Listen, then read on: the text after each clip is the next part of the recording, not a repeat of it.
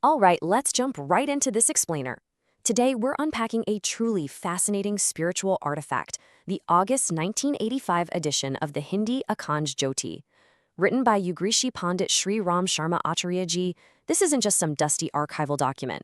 No, it's actually a profound, highly structured blueprint for human upliftment and psychological transformation. We aren't just going to look at surface-level historical dates here. We're going to dive deep into the spiritual mechanics and core philosophy laid out in this text.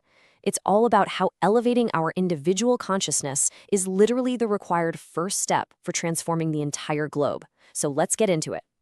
Now, the whole engine driving this text is this brilliant concept of a thought revolution. Think of it as a glowing torch meant to completely ignite the human mind. The author makes a super compelling point here. If you want lasting behavioral change or moral upliftment in human psychology, it absolutely has to start with a paradigm shift in how we think. This sacred literature isn't just passive reading. It's a deliberate, targeted spark pulling from ancient Indian heritage to jolt our modern consciousness awake. The argument? All of society's outward problems are really just symptoms of inner spiritual starvation, and the cure is transforming our internal belief systems from the ground up through high-minded literature. What's really wild to me is how incredibly dense this wisdom is. Published by the Akhand Jyoti Sansthan in Mathura, this August 1985 edition is just 68 pages long. But man, those 68 pages carry the weight of an eternal flame. Every single article acts like a fixed anchor of light from 1985 that is 100% relevant to the spiritual struggles we're dealing with today. In these pages, Acharya ji lays out why daily spiritual practice, or sadhana, is absolutely non-negotiable. He teaches that inner purification doesn't just accidentally happen while you're going about your day. It takes deliberate, disciplined effort. And this little 68-page magazine serves as a strict yet incredibly loving manual for that exact process. So, how does a 1985 magazine fit into our fast-paced modern reality? Well, this specific edition has been entirely digitized, meaning you can easily pull it up and read the PDF right now. But that digital format is really just a modern vessel for timeless truth. The core teachings in this issue speak directly to overcoming modern anxieties through sattvic, balanced grounding practices. The main takeaway is that true peace isn't about escaping the real world. It's about fundamentally changing how we process the world on the inside. By putting these teachings into a universally accessible digital format, the geographical boundaries completely vanish. Anyone, anywhere can engage with these psychological tools, totally free from secular distractions. In that single 1985 issue, it naturally flows right into a much larger ocean of spiritual nourishment, called the Vichar Kranti Pustakala. The text itself heavily emphasizes how our individual minds are all interconnected within this massive collective consciousness.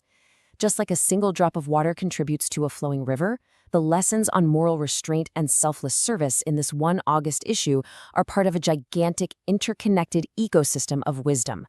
This repository isn't just a quiet archive. It's the active, living manifestation of the author's vision to constantly feed the human intellect and soul. It provides this endless stream of pure, clarifying knowledge designed to literally wash away ignorance. This beautifully illustrates how the wisdom is deliberately packaged to meet you exactly where you are. The 1985 text totally gets that we all arrive at different stages of spiritual maturity. So the broader library is broken down incredibly methodically. If you're a beginner looking for emotional inspiration, there are motivational stories and biographies of great personalities. If you're an advanced seeker craving rigorous philosophical grounding, you can dive deep into the comprehensive Vangmai, the heavy spiritual literature. It's a highly structured approach that caters to totally different cognitive styles, making sure that heavy concepts like universal brotherhood and righteous living are accessible to absolutely everyone. Now, the psychological insights here go beyond just the written word. They dive deep into the power of sound and vibration. The source material frequently talks about the ancient science of chanting and auditory meditation to bypass the stubborn resistance of our analytical minds. Because of this, the library offers a profoundly rich audio ecosystem. We're talking audiobooks, discourses, mantras, and the deeply resonant Pragigit. Engaging with these isn't just about listening to someone talk. It's about literally tuning your nervous system to a higher frequency. The rhythmic cadence of these audio formats is specifically designed to influence your emotional state, perfectly mirroring the written teachings. Here is the crucial takeaway. This entire framework demands true spiritual integration. You have to engage both the conscious and subconscious mind if you want holistic growth. The source text makes it clear that reading requires quiet, analytical reflection. It fires up your active intellect to parse through complex moral arguments. Listening, on the flip side, immerses the subconscious, experiential part of your brain.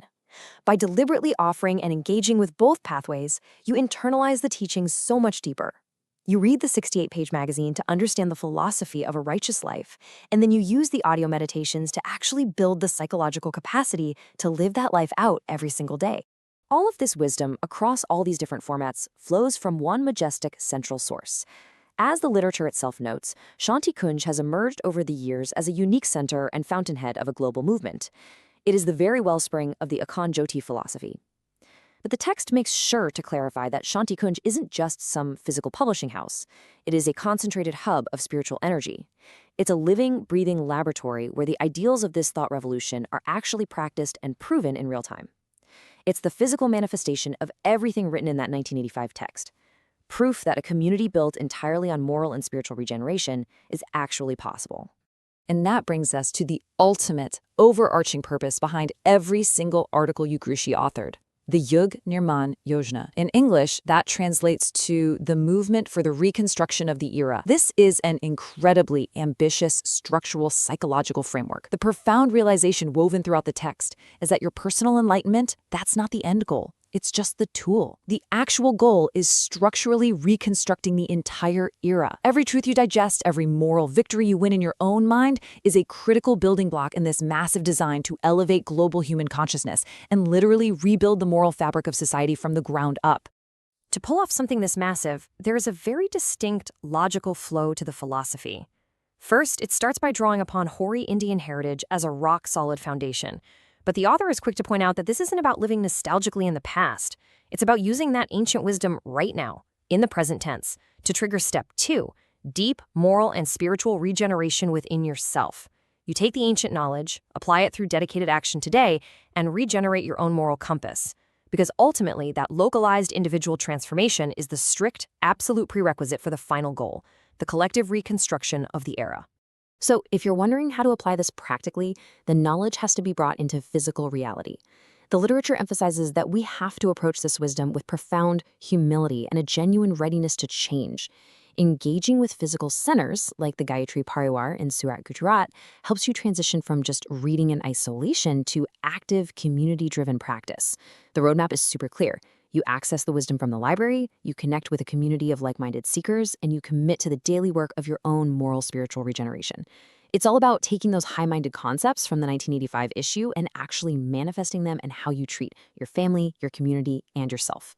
And to make sure there are absolutely zero barriers to taking that next step, the direct lines of communication are wide open. The organization essentially leaves the light on for you. They invite anyone, anywhere in the world to reach out, ask questions, and deeply explore these era reconstructing resources. The exact contact details are provided right here on screen. This is for those of you who are ready to stop being passive consumers of information and start becoming active participants in your own spiritual evolution.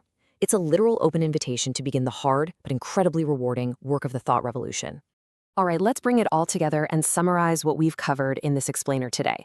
We unpacked the core wisdom of the August 1985 Akhand Jyoti, discovering its dense 68-page blueprint for daily spiritual practice and inner purification.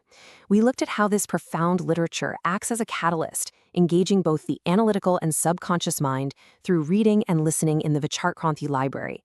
And most importantly, we put all of these individual practices into the broader context of Shanti Kunj's grand mission, the Yug Nirman Yojana, that ambitious movement drawing on ancient heritage to spark a global moral and spiritual regeneration. Ultimately, what we're looking at here is so much more than a collection of digitized pages. It is a highly structured, psychologically profound system for human betterment. It invites every single one of us to participate in a grand reconstruction of our era. But the ultimate question remains, now that you have access to this ancient heritage and the precise blueprint for human upliftment, how will you ignite the thought revolution in your own life today? May the eternal light of thought revolution guide our moral and spiritual regeneration.